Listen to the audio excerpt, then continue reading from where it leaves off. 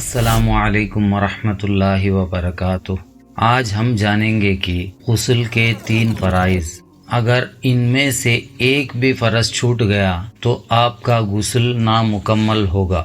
چلیے بنا وقت ضائع کیے آج کا اس موضوع کو شروع کرتے ہیں۔ اللہ اکبر اللہ اکبر۔ پہلا فرض ہے منہ میں پانی ڈالنا، یعنی غرغرہ کرنا۔ اگر روزے کی حالت میں ہیں تو کلی کرنا۔ دوسرا فرض ناک میں پانی ڈالنا، یعنی ناک کے نرم ہڈی تک پانی پہنچانا فرض ہے۔ تیسرا فرض سارے بدن پر پانی بہانا، یعنی ایک بال کے برابر بھی جگہ سوکھی نہ رہنے پائے۔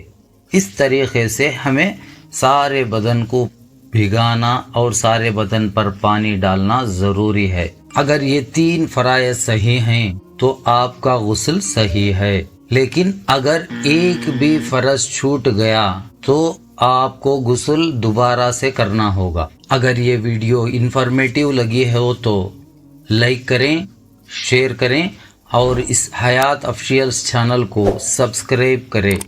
جزاک اللہ خیرہ۔ السلام علیکم ورحمۃ اللہ وبرکاتہ۔